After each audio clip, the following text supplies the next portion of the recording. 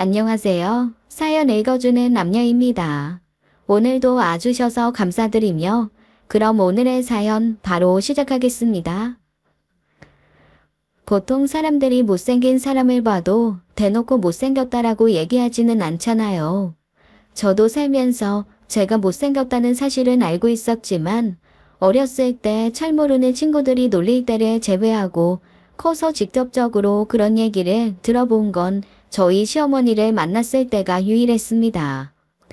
제가 조금 얼굴도 각이지고 여자치고 이목구비가 예쁜 편은 아니거든요. 피부도 좀 까무잡잡한데 워낙 어렸을 때 여드름도 많이 났던 얼굴이라 중간중간 얼룩덜룩하고 흉터도 많습니다. 게다가 초등학교, 중학교, 고등학교 1학년 때까지 총 6년간 내내 육상선수 생활을 하다 보니 늘 시커멓게 탄 얼굴이었죠. 머리도 짧은 게 편해서 그때부터 지금까지 10수년간 짧은 커트머리를 유지하고 살고 있거든요. 대학교 와서도 사실 그렇게 꾸미는 거에 대해서 관심은 없었어요. 제 마음 한구석에는 다른 친구들이야 꾸미면 예뻐지기도 하지만 저는 꾸며봤자 거기서 거기겠지라는 생각이 들어서 아예 지레 짐작하며 포기했었던 건지도 몰라요.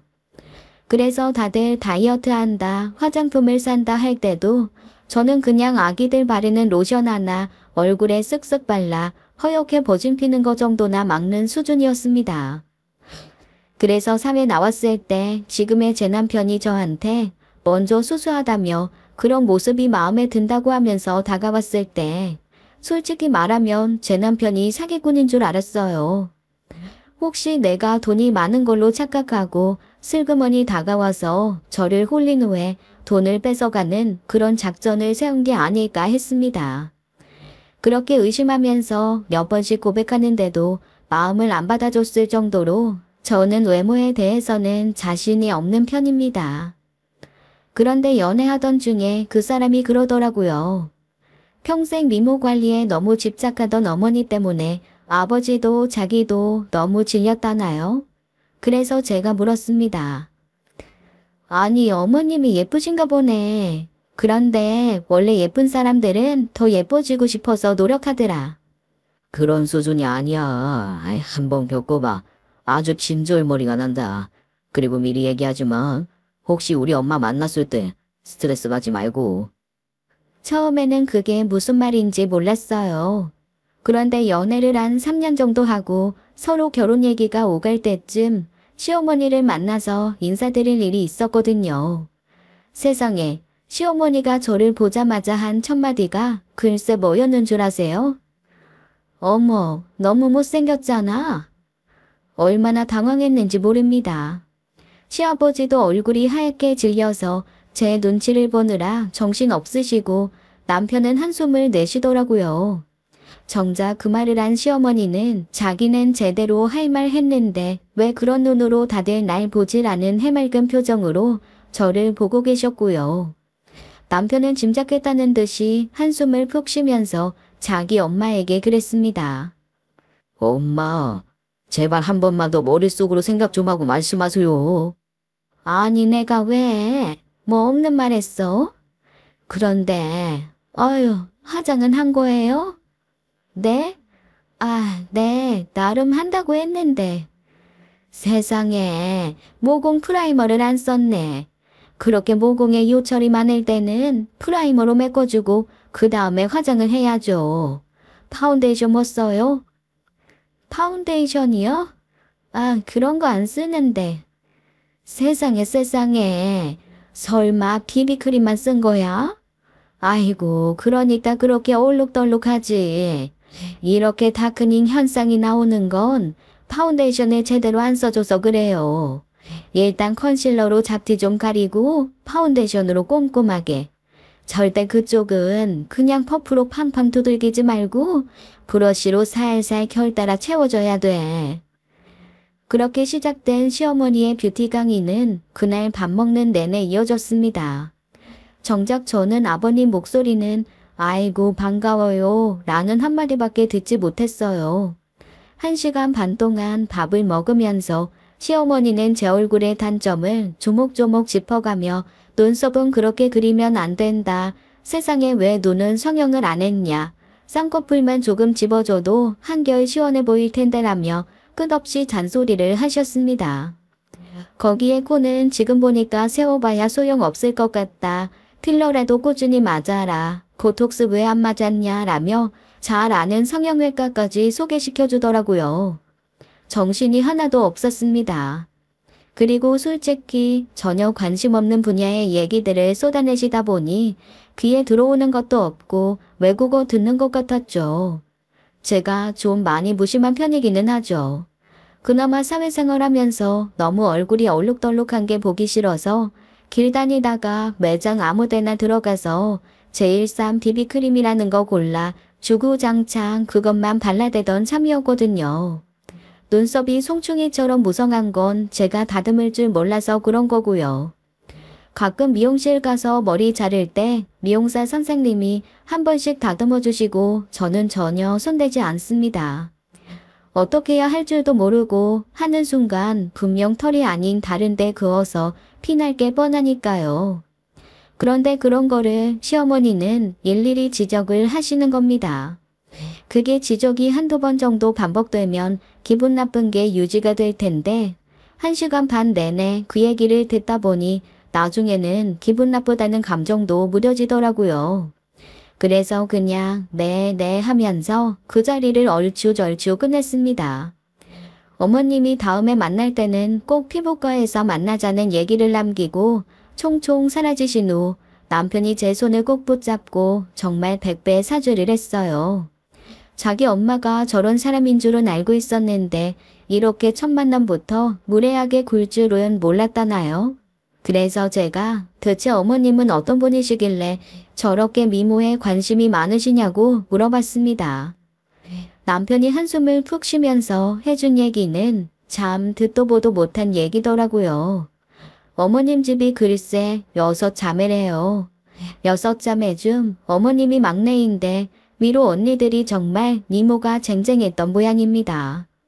사실 저희 어머님 예쁘다 싶은 예쁘장한 얼굴이긴 하지만 막 돌아볼 정도로 뛰어난 미모는 아니시거든요.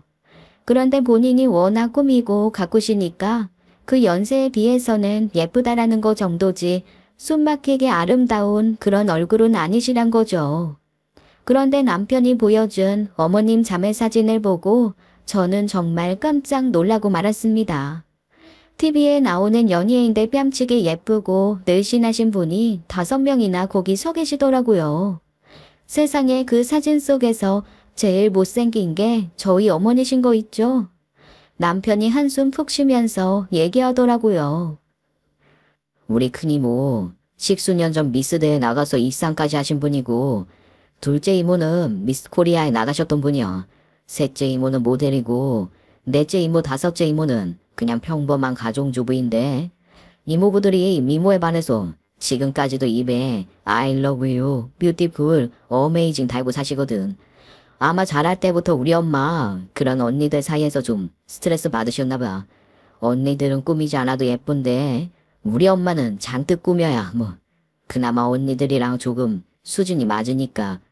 어렸을 때도 언니들 예쁘다는 소리는 정말 많이 들었는데 이 사람들이 늘 우리 엄마는 귀엽다고 했대. 아, 어머님이 나름 그걸로 스트레스 엄청 받으셨겠네. 그런데 시아버지는 아내가 예쁘고 자기 관리 잘하고 그러면 좋아하시지 않으셨어? 그런데 사실 우리 아빠도 엄마가 그렇게 꾸미고 그런 거 처음부터 싫어한 건 아니야. 젊은 시절에 아빠도 좋아하셨지.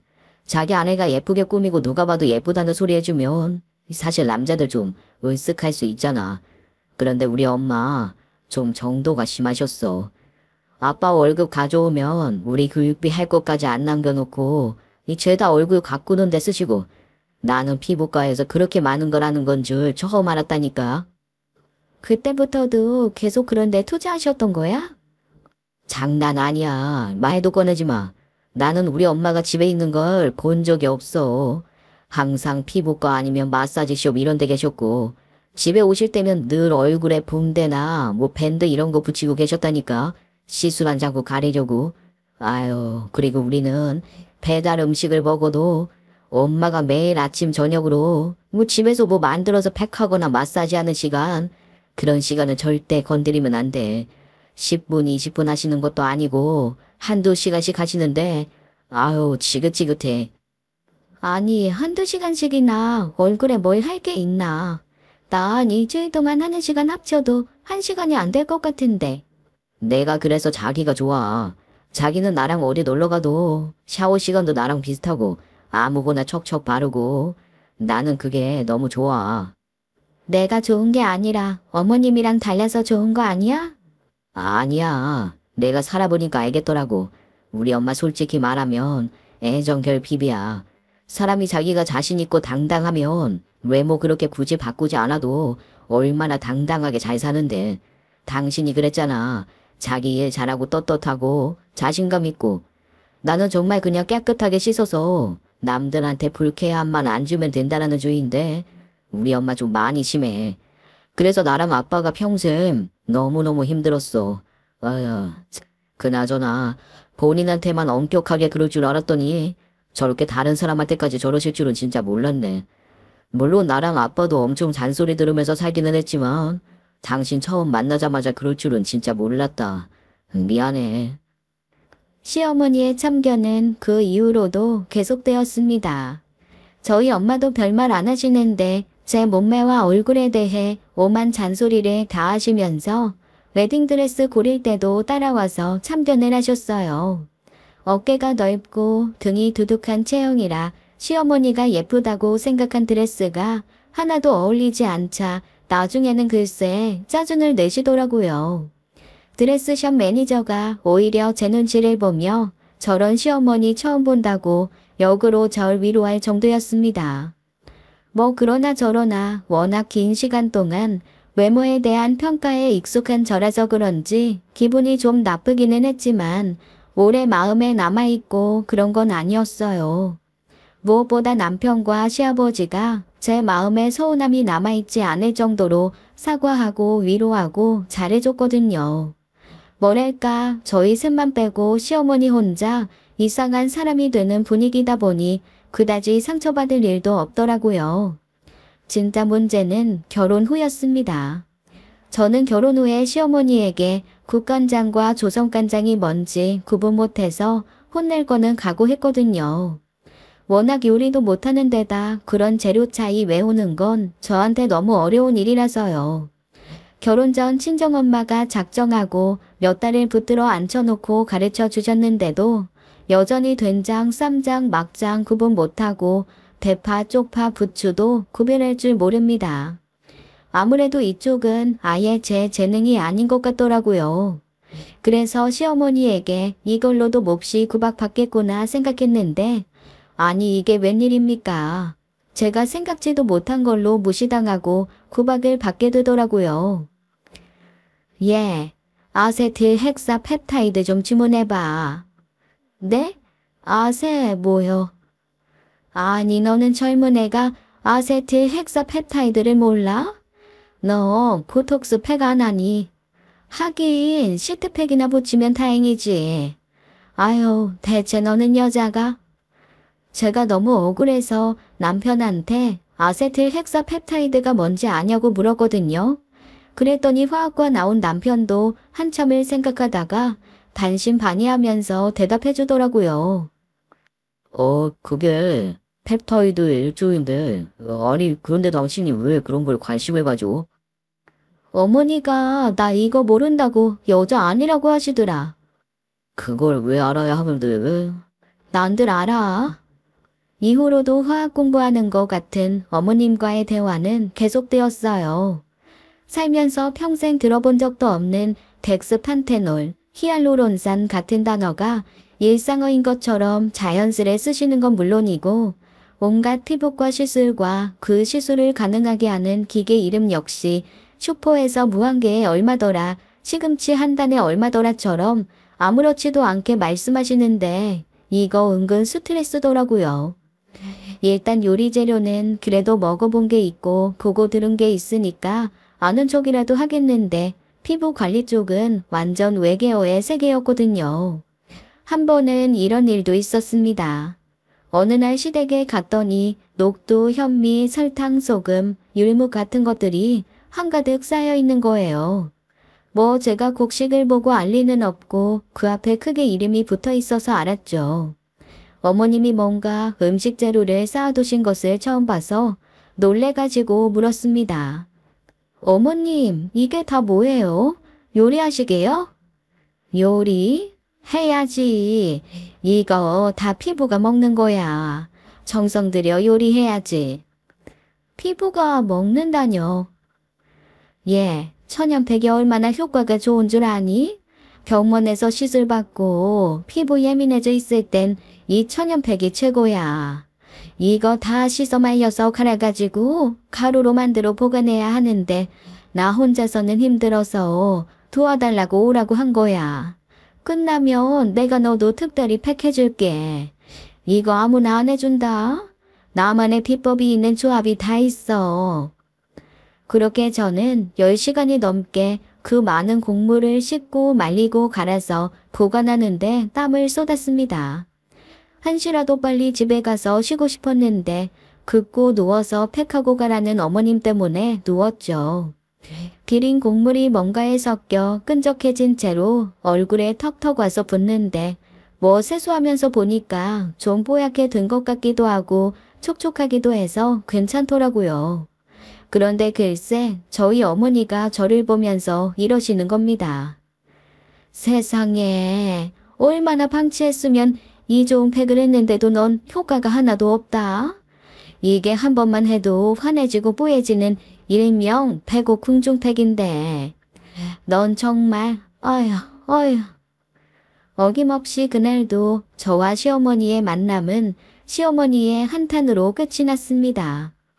평생 외모 가지고 스트레스 받을 일이 없었는데 아니 왜 다들 좀 외모 관리 소홀해져도 된다는 결혼 후에 저만 이렇게 스트레스를 받아야 하는 걸까요?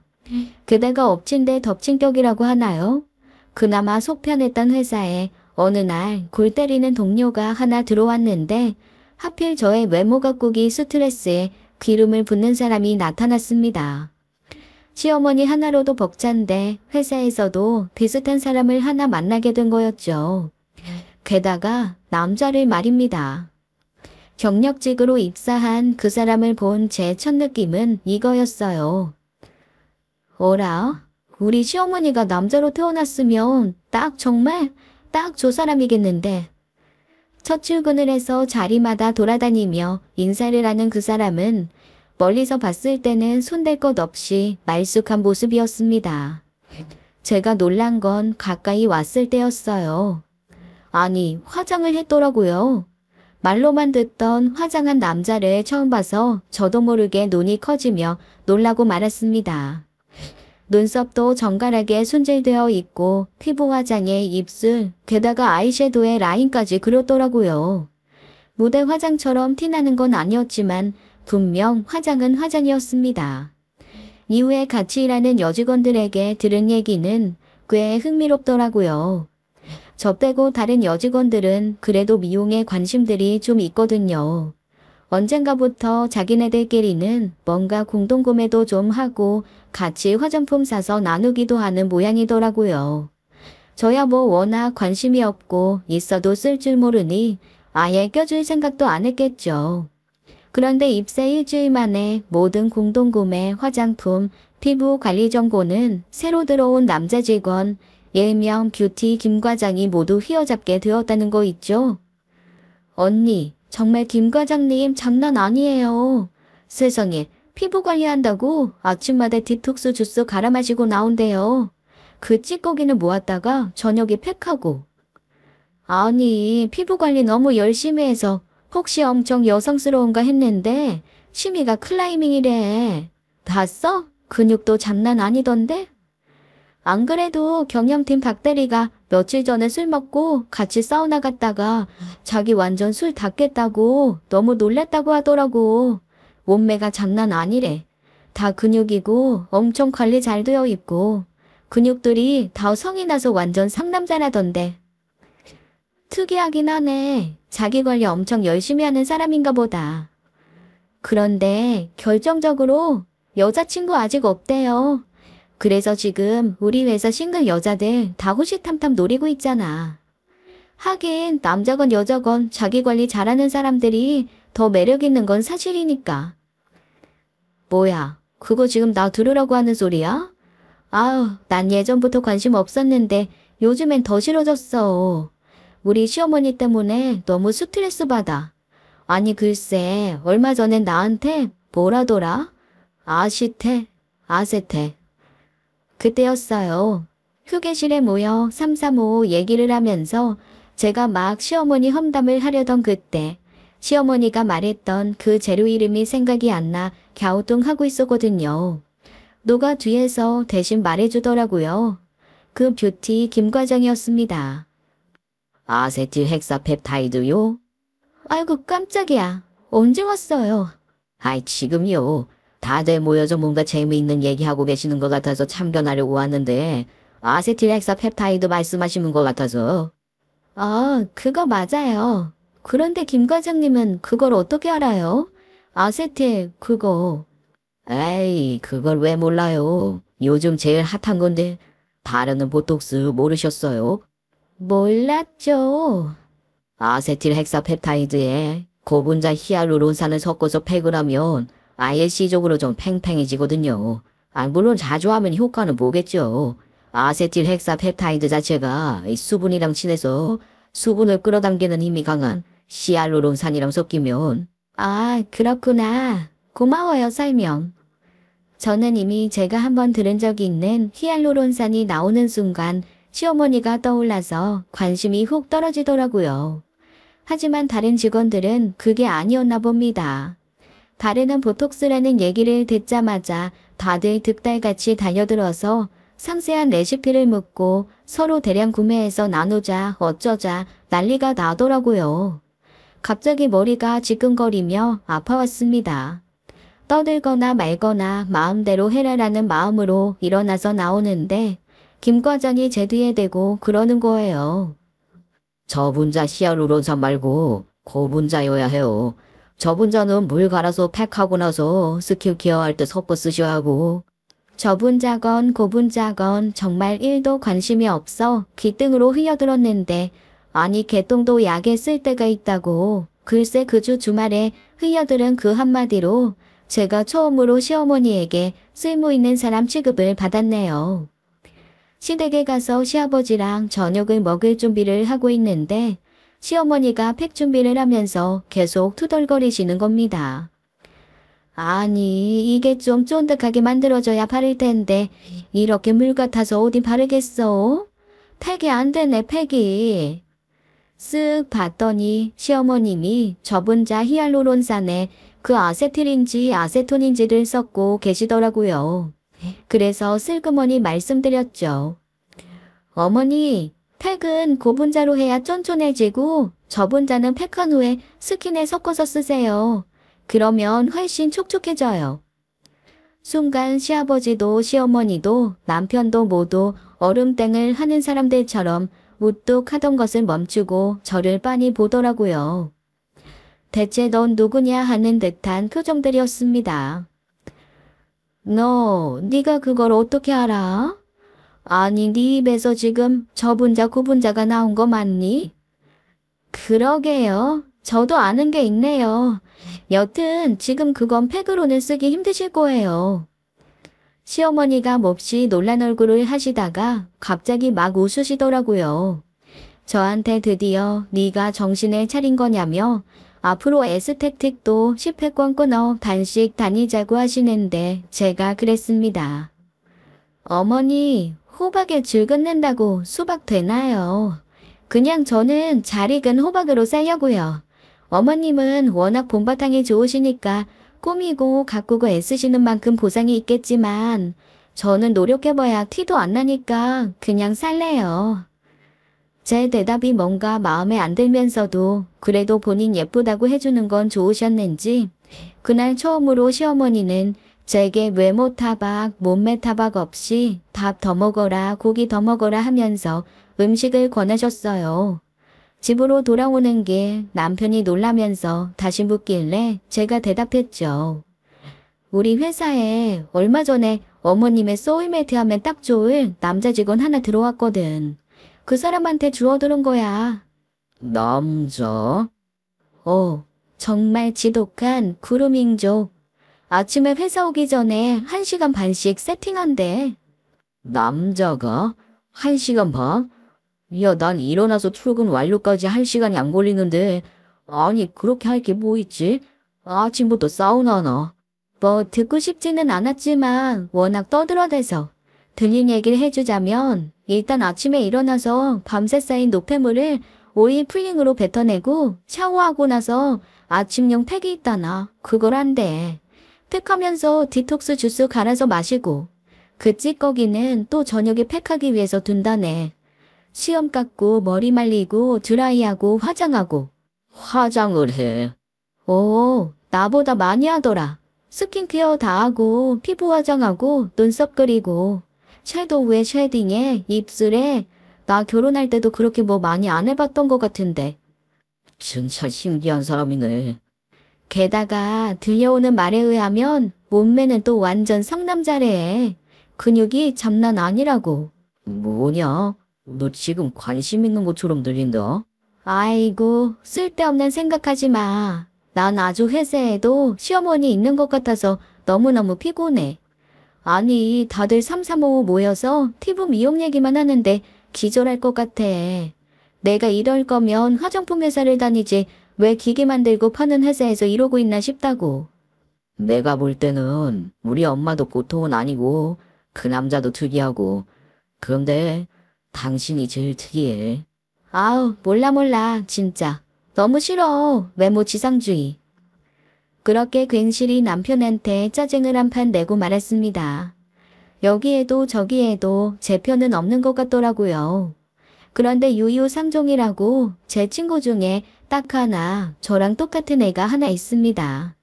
저희 둘이 다니면 뒷모습 보고 그냥 남자 둘이 다니는 걸로 착각하는 사람들이 있을 정도로 저랑 그 친구는 똑같은 커트머리, 등치 좋은 등발, 넓은 어깨, 튼실한 다리, 모든 게 데칼코마니처럼 비슷한 친구입니다. 일하는 분야도 비슷해서 가끔 서로 이 세상이 우리와 맞지 않는다라는 한탄을 하며 만나서 밥 한 끼 먹을 때가 있거든요. 무척 그 친구가 그리워지더라고요. 그래서 그 친구한테 뜬금없이 전화를 했습니다. 명희, 잘 지냈어? 웬일이야? 시집가서 알콩달콩 살고 있을 줄 알았더니 너 그래서 나한테 연락도 안 하고 그렇게 가만히 있었던 거 아니야? 야, 나 스트레스 너무 받아. 오늘 간만에 나랑 밥이나 먹자. 왜? 걸어다니는 뷰티 전도사 같은 너희 시어머니가 또 너 들들 괴롭히니? 얼굴 다 쥐어 뜯어 고치래? 아니면 보기 싫다고 나타나지도 말래? 시어머니도 시어머니인데 똑같은 인간이 회사에 나타나서 아주 골아파 죽겠다. 의외로 그런 사람이 많은가 봐. 야, 나 안 그래도 너한테 너희 시어머니 같은 사람 하나 봤다고 얘기하려고 했는데 그 사람이 치고 사라진 사고수습 때문에 너무 정신없어서 말도 못했네. 진짜 대박 사건 하나 있었어. 오케이. 이번에 만나자. 만나서 얘기 좀 듣고 그리고 스트레스 날려보자.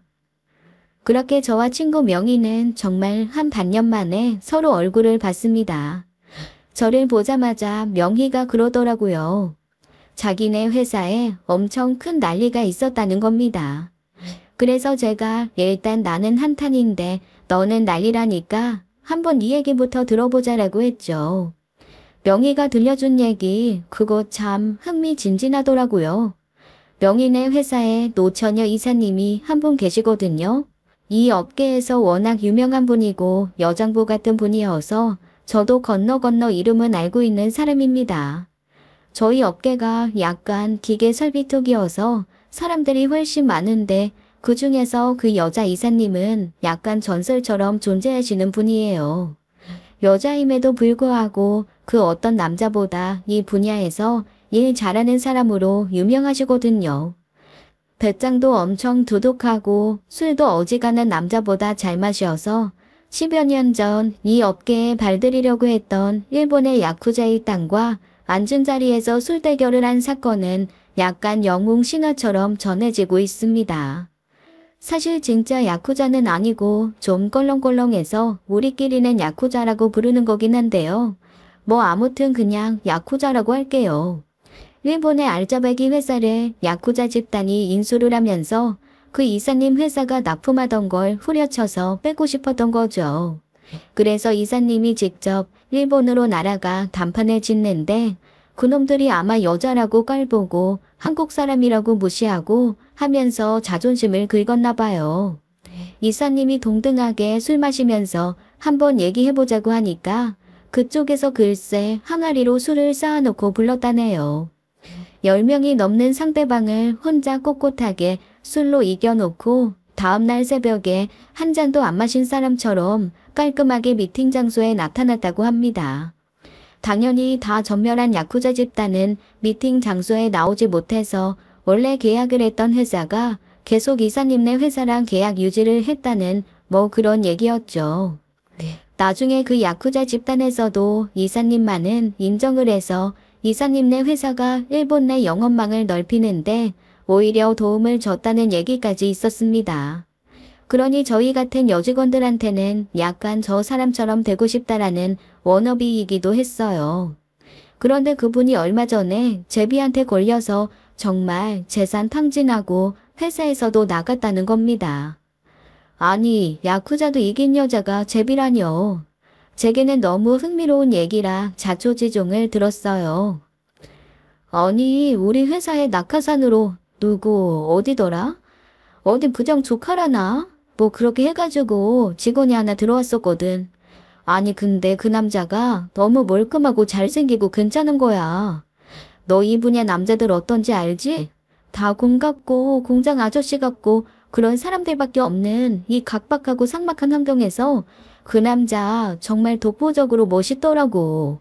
나야 뭐 부서도 다르고 해서 멀리서 한번 보긴 했는데 아주 잘생긴 얼굴은 아닌데 뭐랄까 그냥 전체적으로 아우라가 좀 다르다고나 할까? 아, 우리가 연예인 보면 막 잘생겨서 우아하는 것도 있지만 그냥 그 분위기가 일반 사람과는 좀 다르다고 느껴질 때 있잖아.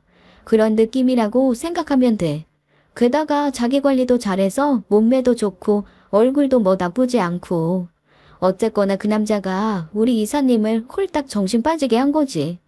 이사님한테 당신 같은 여자 처음이다. 서부터 시작해서 아주 온갖 미사역으로 홀릴 대로 흘렸나 봐. 철의 여인 우리 이사님 단 한 번도 남자한테 그런 대접 못 받아보고 자기 좋아한다는 남자 못 만나보다가 이분이 뒤늦게 완전 불이 붙은 거지. 알지? 늦게 배운 도둑질에 날 새는 거 모르는 거. 세상에, 둘이 그럼 연애를 했다는 거야? 몇 살 차인데? 나이야 거의 20살 차이 나지. 처음엔 나이 때문에 이사님이 밀어냈는데 남자가 나이가 무슨 상관이냐고 외국에서 보면 30살 차이, 40살 차이도 서로 사랑하면서 잘만 산다 이러면서 엄청 다녀들었나 봐. 그리고 결정적으로 너 알지? 우리 이사님 안 예쁜 거. 안 예쁜데 본인이 자기 예쁜 줄 알고 엄청 가꾸고 예쁜 척 하잖아. 근데 그 남자가 그랬대. 너무 예뻐서 눈만 감으면 아른거리고 눈 뜨면 보고 싶고 보고 있어도 또 보고 싶다고. 그 예쁘다는 말에 완전 넘어간 거지. 그래서 이사님이 드디어 내 인생의 마지막 정착지를 찾았다 싶어서 자기 전업주부 한다고. 아유, 이 남자랑 함께 또 돌아다니면서 노마드 삶 즐기겠다고 사표까지 내셨거든. 세상에, 연봉이 얼만데 그 회사 사표를 내. 그러니까. 그런데 사표 내는 와중에 말리는 사장님하고 엄청 싸워서 되게 안 좋게 회사 나가게 됐단 말이야. 사실 몹시 중요한 프로젝트가 있었는데 그것도 마무리 안 하고 나가는 바람에 우리 회사 손해가 좀 막심했거든. 당연히 사장님 열받지. 근데 회사 나가고 얼마 안 있어서 이상한 소문이 들리는 거야. 무슨 소문? 그 남자가 사기꾼이었던 거지. 그래서 이사님 퇴직금 싹 들어먹고 날랐다는 얘기가 있어. 아, 확인된 거는 아니고 그냥 소문? 그치. 근데 이사님이 회사 그만두고 나서부터 그 직원도 안 보이거든. 그 사람이 있었던 부서 사람 말로는 다른 회사로 옮긴다고 했다는데 그게 어디 옮긴 거겠어? 이사님 돈 들고 날랐으니까 어디 가서 또 다른 여자 홀리고 있겠지. 저는 친구 얘기를 들으면서 사실 딱 한 사람 떠오르는 사람이 있었습니다. 바로 우리 큐티 김 과장이었죠. 그래서 제가 김 과장의 인상을 얘기해주며 혹시 이런 사람이냐라고 했더니 인상 차기가 완전히 다르더라고요.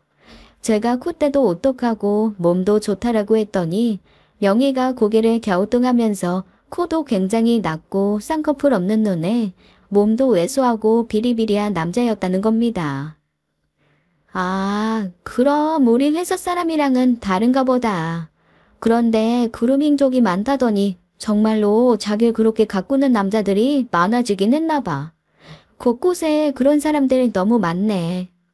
그러게. 야, 남자도 그렇게 가꾸는 마당에 우리가 진짜 이상한 사람들이긴 한가 봐. 너랑 나도 한번 머리라도 좀 길러봐. 나 안 그래도 그 생각하고 머리 길면 어떨까 싶어서 얼마 전에 가발 한번 써봤거든. 와, 깜짝 놀랐잖아. 어디서 본 사람인 거야. 그래서 어디서 봤지 하다가 떠올랐어. 역사 교과서, 망나니. 딱 그 느낌이더라. 아닌 건 아닌 것 같아. 하긴 그래. 나도 얼마 전에 화장하고 집에 갔는데 조카가 나보고 울더라고. 도깨비라고. 말도 마. 나 얼마 전에 우리 시어머니한테 완전 구박받았잖아. 무슨 아시톨. 여튼 이상한 뭐 그런 거 모른다고 엄청 구박받고 나도 지긋지긋해 죽겠다 진짜. 난 결혼하면 김치 못 담근다고 구박받을 줄 알았는데 팩 안 한다고 구박받을 줄은 꿈에도 상상 못했다. 야, 그래도 넌 너 좋다는 남자 만나서 시집이라도 갔지. 난 내 주변 남자들이 다 날 그냥 군대 동기처럼 생각해. 그거 얼마나 슬프고 불행하고 힘든 일인 줄 아냐. 하긴 너나 나나 우리는 어째 이러냐. 그러게 정말 아름다움의 기준이 정해져 있는 이 세상이 너무 싫다. 저와 친구는 언제나처럼 세상의 기준에 대한 원망을 가득하며 헤어졌습니다. 그리고 집으로 돌아오는 길이었어요. 남편한테 전화가 왔는데 목소리가 몹시 흥분되어 있더라고요. 여보세요? 왜 그래? 당신 왜 그래? 왜 이렇게 흥분했어? 야, 지금 난리 났어. 집에, 아우, 진짜, 왜? 무슨 난리가 났는데? 무슨 일인데? 부모님 어디 아프셔? 쓰러지셨어? 그건 난리가 아니지. 세상에. 엄마가 아빠 보고 이혼하자고 그랬대. 그건 또 무슨 아닌 밤중에 홍두깨 마른 하늘에 날벼락 같은 얘기야. 어머님이 왜 갑자기 이혼해? 몰라. 자기 미모 알아주지도 않고 자기가 이렇게 가꾸는 거 고마워하지도 않는 아빠라 더 이상 살고 싶지 않대. 아니 그게 무슨 말이야. 아니 아버님이 잘못한 게 뭐가 있으시다고. 나도 모르겠어. 지금 머리 아파 죽겠어. 그러면서 어디에서 뭘 얼마나 많이 알아오셨는지 재산 분할에서부터 시작해가지고 하여튼 아빠한테 이것저것 폭탄처럼 쏟아내놓고 엄마 짐 쌌어. 아니 나 너무 황당한데. 지난주에 어머니 만났을 때만 해도 그런 말씀 없으셨는데. 내 말이 엄마가 갑자기 미쳤나봐. 아니 근데 사실 요 몇 주 좀 엄마가 이상하다고 아빠가 그러시긴 했거든. 어머니가 왜? 어머니 무슨 일 있으셨어? 평소에 어쨌거나 뭐 아버지한테 조금 이런저런 불만은 있으셔도 그렇게 크게 뭐라고 하신 적은 없는데 유난히 최근 들어서 당신은 날 사랑하지 않는 것 같다. 당신은 나를 고마워하지 않는다라면서 불만이 많으셨다는 거야. 그래서 아버님은 또 그냥 또 이 사람이 바람이 들었구나 라고 생각해서 무시하셨대. 그런데 갑자기 오늘 아버지한테 이혼하자고 선언을 하셨다는 거야. 그러면서 빠르게 재산 분할해서 서로 갈라져서 갈 길 각자 걷자고 그렇게 말씀하셨다네. 너 정말 이게 무슨 일인지 모르겠어. 그래? 어머님 지금 어디 계셔? 몰라. 전화도 끊어버리고 어디론가 사라졌어. 지금 아빠 완전 충격받아가지고 누워 계셔. 일단 아버님한테 가봐야겠다. 그렇게 전화를 끊고 저는 시아버지에게 얼른 달려갔습니다. 시어머니가 얼마나 급하게 짐을 싸서 나가셨는지 온 집안이 초토하더라고요. 그리고 그 한가운데서 저희 시아버지가 홀로 외로이 술을 드시고 계셨습니다. 소주 한 병은 이미 텅텅 비어서 빈병으로 떼굴떼굴 구르고 있고 나머지 한 병 조용히 까서 안주도 없이 입에 털어놓고 계시더라고요. 아버님, 여기서 이러고 계시면 어떡해요. 어머님 찾아야죠. 아니, 무슨 일이 있으셨던 거예요? 무슨 일은? 요 몇 달 밤 외출이 자꾸 어디 갔다 오는 거냐 물어보면 짜증을 내고 결정적으로 요 몇 달 돈을 너무 쓰길래 내가 카드를 뺏어버렸거든. 한 달에 1,000씩 퍽퍽 써댔는데 이건 뭐 애들 키울 때도 그 돈은 못 써봤는데 그랬더니 카드 뺏었다고 며칠 펄펄 뛰더라고. 그러거나 말거나 무시했더니 에휴 정말로 뭐가 어떻게 단단히 바람이 든 건지 갑자기 나 같은 놈이랑 못 살겠다고 뛰쳐나갔다. 어디로 갔는지 내가 찾을 수도 없고 나도 모르겠다. 아버님, 모르는 건 둘째치고 일단 이렇게 술 드시면 속 망가져요. 일단 저랑 저기 남편이랑 둘이 어머님 찾아볼게요. 나 싫다고 나간 사람 내가 어디 가서 찾아서 뭘 하겠냐. 됐다. 뭐 그러다가 돈 떨어지면 들어오던가 하겠지. 내가 최근에 화장품 많이 산다고 이제 나도 수입이 줄어들기 시작하는데 니 좀 자제하라고 한마디 했더니 그것 때문에 삐진 모양이다. 어머님이라면 그럴 수도 있겠네요. 몇 년 전에 네 시엄마가 에스테틱 1,000만원치를 끊었길래 그거 내가 펄펄 뛰면서 환불 받아왔었거든. 그때도 이혼하자고 그러면서 집을 나갔었어. 그럼 이번에도 그 화장품 못 사게 해서 나가신 건가 보네요. 그럴 거다. 한 일주일 있다가 돈 떨어지면 들어올 거야. 시위하느라고 나가 있는 거니까 너무 걱정 안 해도 된다. 그런데 그렇게 다 알고 계시면서 왜 이렇게 술은 드세요? 아이고야, 내 이 나이 먹어서 화장품 못 사게 한다고 집 나가는 마누라. 내 속이 편하겠냐. 술이라도 마셔야지. 어쨌건 걱정하지 말고 너희는 그냥 너희 볼일 봐라. 알겠어요. 아버님, 혹시 필요한 거 있으면 꼭 연락 주세요. 그리고 너무 과음하지 마시고요. 네? 그래, 알았다. 그렇게 아버님은 모든 걸 해탈하신 듯한 모습으로 계속 술잔을 기울이셨습니다. 어머님이 좀 원망스럽더라고요. 사실 저희 아버님 같은 분 없거든요. 이해심도 많고 어지간한 것은 그냥 호호하면서 넘어가 주시는 분입니다. 제가 애교 있는 며느리도 아니고 그렇게 예쁘지도 않음에도 불구하고 항상 저희 아버님 저한테도 칭찬 아끼지 않으시고 예쁘다 귀엽다 말씀 오히려 남편보다도 더 많이 해주시는 분이거든요. 그렇게 속 깊고 착한 아버님을 이렇게 속상하게 만드는 어머님이 조금 원망스러웠습니다. 그래서 그때부터 어머님께 열심히 전화를 하기 시작했어요. 그런데 정말로 전화를 안 받으시더라고요. 그리고 몇 번 전화했더니 문자가 왔습니다. 자기 이번엔 정말로 이혼할 거니까 설득할 생각도 하지 말고 시아버지 이혼 서류 다 정리되면 그때나 연락하라나요? 이거 정말 어쩌면 옛날과는 달리 만만치 않겠다라는 생각이 들어서 한숨이 푹푹 나오더라고요. 그렇게 며칠간 저희 집은 아사리 구판처럼 뭐가 정신없고 계속 흔들리는 느낌이었습니다. 여느 때와 다르게 어머님이 연락도 안 받고 계속 이혼 서류 정리되면 연락하라는 얘기만 하니 아버님도 조금 불안하신 모양이더라고요. 남편은 화가 나서 오히려 자기가 더 펄펄 뛰었습니다. 글쎄 아버님께 이러더라고요. 아버, 차라리 잘 되었어요. 아예 이참에 갈라서요. 그냥 엄마도 혼자 고생을 해봐야 정신 차리실 것 같아요. 아빠가 너무 오냐오냐 하셨어. 아니 말리지는 못할 망정 글쎄 이혼을 부추기는 거 있죠? 제가 철딱선이 없는 소리 하지 말라고 해도 남편이 오히려 펄펄 뛰더라고요. 저야 뭐 가운데서 이러지도 저러지도 못하고 한숨만 푹푹 내쉬었죠. 그렇게 이것저것 신경을 쓰다 보니 저도 뭔가 스트레스를 받은 모양이었습니다.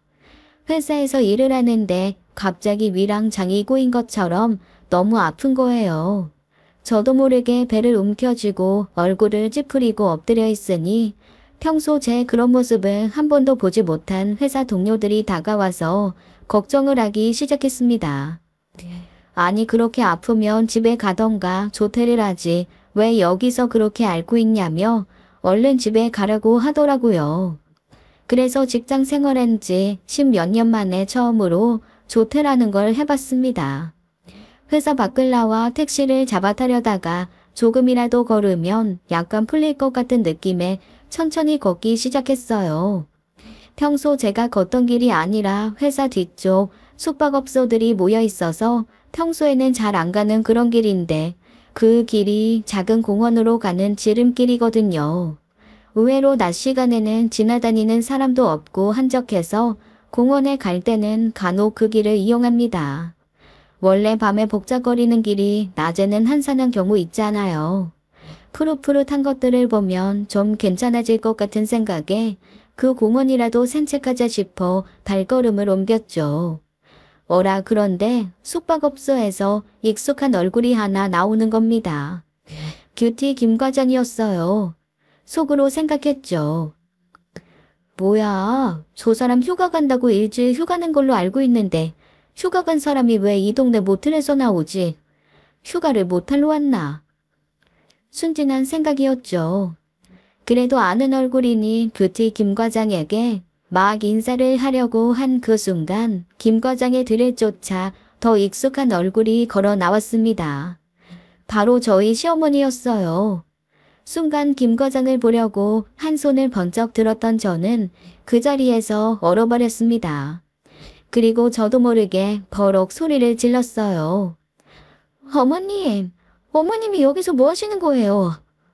김 과장 팔짱을 끼고 나오던 시어머니가 저를 보고 기겁할 땐 놀라서 펄쩍 뛰시더라고요. 그리고 김 과장은 자기 팔짱을 끼고 있던 저희 시어머니와 시어머니를 어머님이라고 부르는 저를 보고 놀란 눈으로 저희 둘을 번갈아 가면서 쳐다보았습니다. 그리고 글쎄 시어머니한테 뭐라고 하시는 줄 아세요? 자기 며느리야? 제 귀를 뜯어버리고 싶더라고요. 그 말을 듣는 것조차 너무 짜증이 났습니다. 자기라니요. 세상에, 저희 시어머니 보고 자기라고 불렀습니다. 제가 와다다 달려가서 곱게 세팅된 김 과장 머리를 쥐어 뜯었어요. 김 과장이 그 와중에도 아프다는 말 대신 머리 망가진다는 얘기를 하면서 저한테 하지 말라고 하더라고요.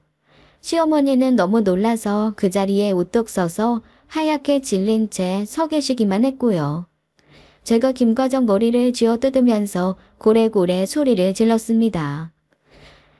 네가 미쳤구나. 네가 할 짓이 없어가지고 이런 제비짓을 해. 큰 길까지 들리도록 버럭버럭 소리를 질렀습니다. 그랬더니 김 과장이 그러는 거예요. 아이씨, 시어머님 줄 몰랐어. 이거 좀 놓고 얘기해라. 머리 망가져. 저는 김 과장의 멱살을 꼭 붙잡고 남편에게 전화를 했습니다. 자초지종을 들은 남편이 정말 택시 타고 머리가 휘날리게 모텔 앞으로 왔어요. 그 와중에 시어머니는 계속 저한테 그러시더라고요. 예, 이 사람은 잘못이 없어. 다 내가 꼬셔서 그런 거야. 이 사람 날 사랑한 저밖에 없어. 이 사람 놔줘. 응? 보내줘.